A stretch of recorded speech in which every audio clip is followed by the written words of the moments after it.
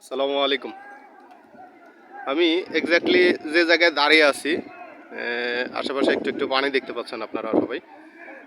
একটু আগে যেমন এখানে পানিতে ডুবেছিল, আবার কিছুক্ষণ পরেও ঠিক ডুবে যাবে। অর্থাৎ জোয়ার এবং ভাটার যে খেলা, এই জায়গাটায় আসলে আসলে খুব বেশি এবং ভালো চোখে পড়ে। আর একটু আগে এই জায়গাটা শুকিয়ে গেছে এবং জায়গাটা ব্যবহৃত হচ্ছে। ডাইনে বামে দুই পাশেই স্থানীয় ছেলেরা ফুটবল খেলতেছে, খুবই ভালো লাগতেছে, মনোমুগ্ধকর একটা দৃশ্য। যেটা বলতেছিলাম যে আমি আসছি হলো কুমিরা ঘাট।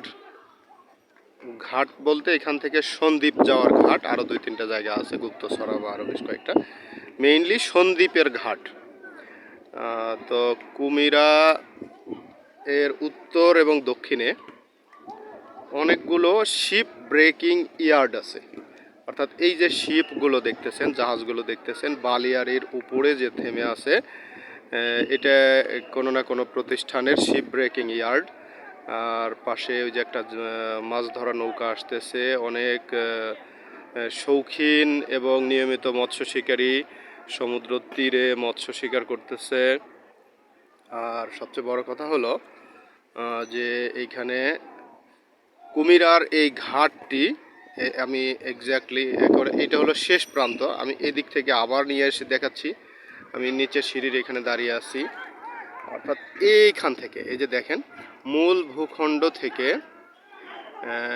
আমি স্পেসটা ঠিক বলতে পারবো না, 1 কিলোমিটার বা তার থেকে একটু বেশি হবে, লম্বা করে সমুদ্রের মাঝখানে, ঠিক বালিয়াড়ির শেষ প্রান্তে, যেখান থেকে মোটামুটি গভীরতা শুরু হয়েছে, সেই পর্যন্ত হলো এই কি বলে একটা রাস্তাই করা হয়েছে।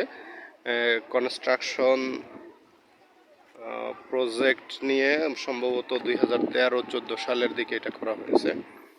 একেবারে সমুদ্রের বুক চিরে বালিয়াড়ি ভেদ করে সোজা ঘাটের দিকে গেছে। এবং আমি কিন্তু একটা সিঁড়ি বেয়ে আস্তে আস্তে উপরে উঠতেছি। যেটা বলতেছিলাম যে এই ঠিক এইটার শেষ প্রান্তেও একটা সুন্দর সিঁড়ি আছে। স্থাপনাগুলো নির্মাণেও আসলে অনন্য শৈলী ছিল, কিন্তু আমরা আমাদের জাতীয় সম্পদকে কখনো মূল্যায়ন করতে পারি না। দেখেন, জিনিসগুলো ভেঙে গেছে, মানে কি এটা কি মানে ঝড়ে ভেঙে গেছে ব্যাপারটা এরকম না। স্থানীয় মানুষের আঘাতের ফলেই এগুলো ভেঙে গেছে। নিশ্চয়ই বাইরে থেকে কোনো ট্যুরিস্ট হঠাৎ করে এসে এগুলো রড সিমেন্ট চুরি করে নিয়ে যায় নাই। তো যেটা বলতেছিলাম যে এই জায়গাটার কুমিরা, আবারও বলতেছি, কুমিরা ঘাট, এটা এই টাইপের ঘাট সমুদ্র সংলগ্ন এরিয়াতে বেশ কয়েকটাই আছে। সেন্ট মার্টিন যাওয়ার পথে টেকনাফে আছে, আবার ঠিক সেন্ট মার্টিনেও আছে। এইখানে যেমন আছে, পটুয়াখালীর দিকেও মনে হয় কিছু আছে। তো পটুয়াখালীর ওদিকে এত লম্বা না যদিও। অর্থাৎ সমুদ্রের ভিতরে যে দ্বীপবাসী আছে, তাদের সাথে নিরবিচ্ছিন্ন যোগাযোগের একটা অন্যতম মাধ্যম। কারণ জোয়ার ভাটার একটা ব্যাপার তো আছেই, সিজন অফ সিজন। এই যে জায়গাগুলোতে আপনার যদি দেখা যায় নিরবিচ্ছিন্ন যোগাযোগের যদি ব্যবস্থা না থাকে, বর্ষায় কাদা, বৃষ্টি, জলমগ্ন যে অবস্থায় যদি নিয়মিত যে যারা যাত্রী শহর থেকে যারা সন্দ্বীপ বা অন্যান্য এলাকায় যারা যাচ্ছে, তাদের যদি মানে এই কাদামগ্ন হয়ে জলমগ্ন জায়গায় যদি যাতায়াত করতে হয়, তাহলে নিশ্চয়ই এটা একটা কষ্টের ব্যাপারই ছিল দীর্ঘদিন। তো আমাদের আসলে রাষ্ট্রীয় আর্থিক সক্ষমতা প্রতিনিয়ত বাড়তেছে, যার কারণে এই প্রজেক্টগুলো আমরা আসলে নেওয়ার সুযোগ পাচ্ছি। নিঃসন্দেহে আসলে বাপদাদার আমল থেকে তো এই কাদা পেরিয়েই তো আমরা আসলে নদী পারাপার বা সমুদ্রের সংলগ্ন যে দ্বীপগুলোতে আছে পার হয়েছে, এবং আমরাও হয়েছি। কিন্তু আমার কথা হলো যে এখন যেহেতু আমাদের সক্ষমতাটা হয়েছে, এখন এই টাইপের প্রজেক্টগুলো নিয়ে আসলে নাগরিক সুবিধা যে সমস্ত জায়গায় বৃদ্ধি করা যায় সে সমস্ত জায়গায় আসলে বৃদ্ধি কোথাও কোথাও হচ্ছে, কোথাও হচ্ছে না। আর ঘাটের শুরুর দিকের প্রান্তে বুঝতে পারলাম, তখন এখন বুঝতে পারিনি, কিছু ভ্যান দাঁড়িয়ে ছিল, যে ভ্যানগুলোতে আসলে এই ঘাট থেকে কিছু মালপত্র নিয়ে যারা আসে তারা এই ভ্যানেই যাতায়াত করে। এখানে ঘাটের শেষ প্রান্ত, একবারে খারাপও না, প্রায় 1 কিলো রাস্তা। এটা কারোর কাছে যদি লাগেজের পরিমাণ বেশি থাকে, আর সবচেয়ে বড় কথা এটা আপনারা নিঃসন্দেহে জানেন যে বাংলাদেশের একমাত্র সন্দ্বীপ, আর সবচেয়ে বড় কথা হলো যে তারা নিঃসন্দেহে অনেক ধনী এরিয়া। আমি আসলে খুব ঝুঁকিপূর্ণভাবে দাঁড়াইছি, অনেকগুলো ভ্যান একবারে গেল, সম্ভবত কোনো বাস বা বড় বাস আসছে। তো অনেকেই আসলে ভিডিওতে আসতে যেহেতু স্বাচ্ছন্দ্য বোধ করে না, দেখা যাচ্ছে যে আমি একটা বড় ভিডিও শ্যুট করতেছি, তার মাঝখানে যদি এসে কেউ বলে যে ভাই ভিডিওটা কেটে দেন বা ডিলিট করে দেন, আমি অলরেডি একবার ডিলিটের শিকার হয়েছিলাম। যা হোক, যেটা বলতেছিলাম যে আউটডোর স্পটে এরকম শ্যুট করতে গেলে কিছু প্রবলেম ফেস করতে হয়। তো সমুদ্র এখন একটু উত্তাল, বর্ষাকালীন সিজনে একটু উত্তাল বেশি থাকে, তারপরেও আকাশ মেঘাচ্ছন্ন আছে, তারপরে প্রচণ্ড গরমও আছে, বাতাসও বেশি, প্রচণ্ড গরম। কিন্তু আবহাওয়াটা যদি ট্যুরিজম ফ্রেন্ডলি বলি, তাহলে আসলে লোকাল টুরিস্ট যারা আছে তাদের জন্য আসলে এগুলো কোনো ফ্রেন্ডস না। বাইরে থেকে হয়তো হঠাৎ করে কেউ এই সিজনটাতে এভাবে আসবে না। আর একটা মজার ব্যাপার হলো যে সম্ভবত এখানে মাছ ধরা নৌকাগুলো গেলে এখানে থামে না,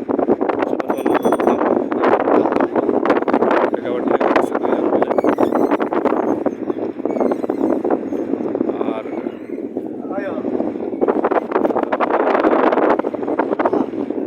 যদি ভুল না হয় খালি চোখে এক্স্যাক্টলি দেখা যায় না, তারপরে আমার কাছে আমাকে এখান থেকে অল্প একটু অংশ বোঝা যাচ্ছে যে ওই পারে একটা দ্বীপের মতো কিছু একটা আছে, যেখানে একটু কালো একটা থেকে ঠিক যেমন পতেঙ্গা বা কক্সবাজারে, মানে এখান থেকে একটু দক্ষিণ দিকেই চোখের দৃষ্টিসীমার সর্বশেষ প্রান্ত পর্যন্ত পানি দেখা যায়।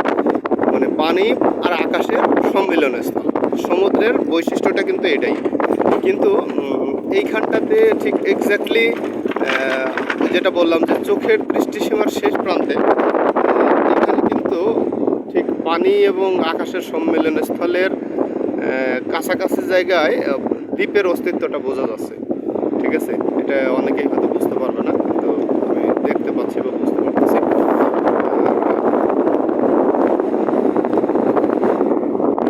প্রচুর শিপ ব্রেকিং ইয়ার্ড,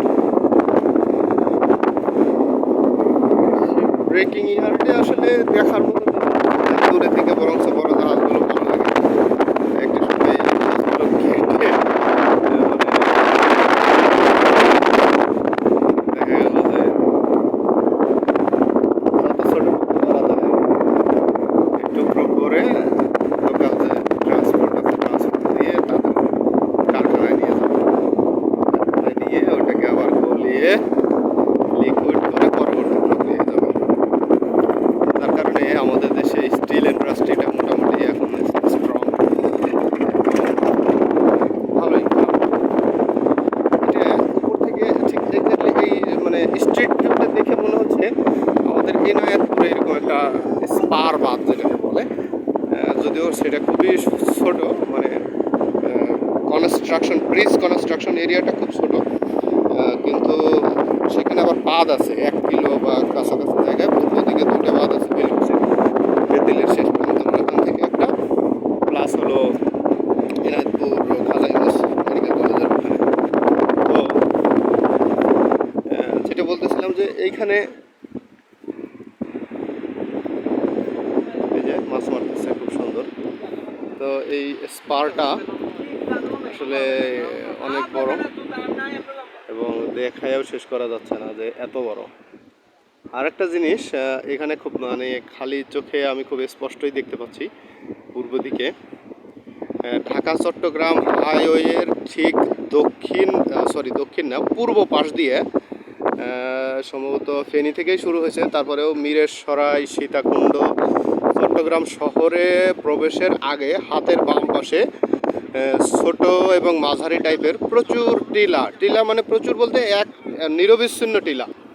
তো এইটা খুব সুন্দর একটা জিনিস।